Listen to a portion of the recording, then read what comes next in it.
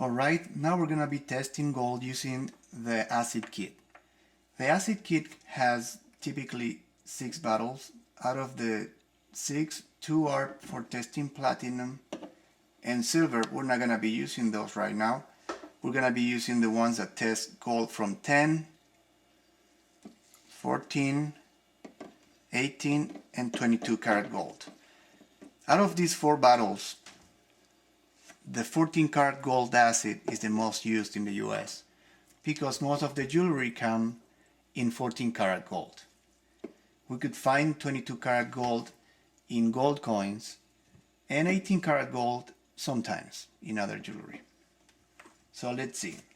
We have here many pieces of jewelry from 10 karat, 18, 14. We're gonna be testing 14 right now. So we have a ring here. It's a wedding ring. It's a ring, let me see. We're gonna be testing on the surface of this ring. So I happen to know this ring is 14 karat because it says there, and I use a magnifying glass, I can see it clearly. But although this wedding band could be 13, 14, 15 carats, the only problem we have with these acids is that they will tell you 14, 10, 18, 22 carats, but they don't test more accurately. If you want to have an exact count of the carats and your jewelry or your piece could be 20 karat gold, you're gonna be guessing using these acids. So for that, you better go to the electronic tester.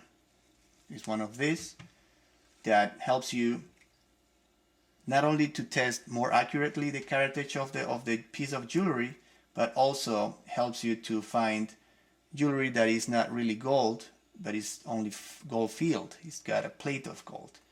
So in those cases, if you want to test with the acid, you're gonna have to scratch a little deeper into the piece of jewelry, because the plate of gold is going to be present, and if you put the acid on it, it's gonna show you gold, although it is not really gold.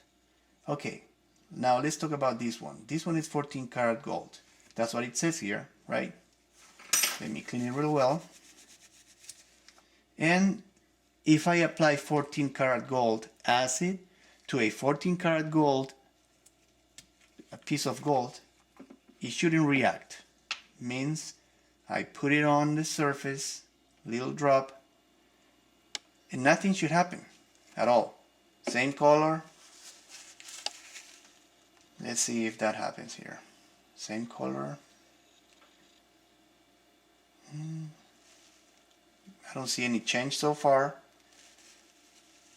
Now let me wipe it out. And there it is. The ring is almost same color. Little shadow, a little reddish shadow. That could happen. That's still 14 karat gold. But not everything. Let me see, for example, if we want to test. These bracelets are 10 karat gold. And we're going to be testing this one with 14 karat gold to see. This has got a design, so it's going to be probably a little harder to realize on the camera if there's any change, but let me try. Okay, you see the shade. So supposedly, if this is a 10 karat gold and I apply a 14, it is going to leave a dark shadow, a reddish shadow. Let's see.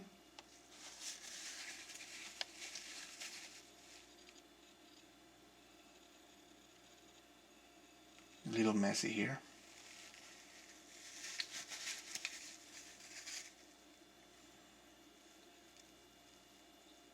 Well, it leaves a shadow that is reddish. That is a problem with the acid. Sometimes it's not too accurate, and you have to double check with your electronic tester. And of course, with the X-ray fluorescence. Let's see. Now we're gonna try something that you may come across once in a while, that is white gold. You see, this is actually gold.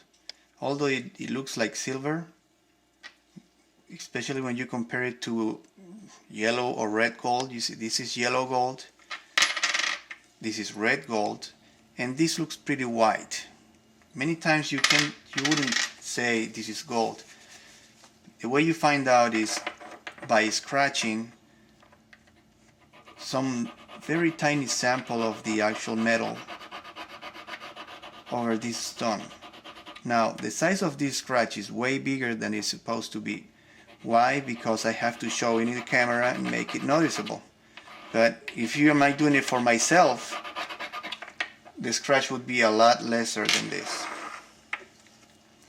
Now this is 14 karat gold, white gold. We're gonna be testing this with 14 karat gold acid. What would happen? Nothing. If I use 14 karat gold acid on 14 karat gold, nothing should happen. You see the acid lies on top of the little pieces of gold, but there they are. Nothing happens to them. Now, if I test it with a higher karat acid, it should fade away. It should disappear pretty much immediately. So we put some acid there, 18 karat gold acid on a 14 karat gold, and we will see that it disappears. The scratch disappears immediately. There's nothing there. I move some more of the acid to show again that the scratch disappears. On the other side you have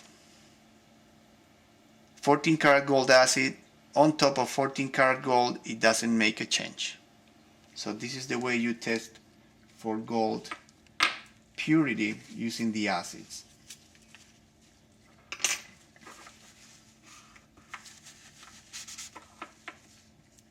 That's it.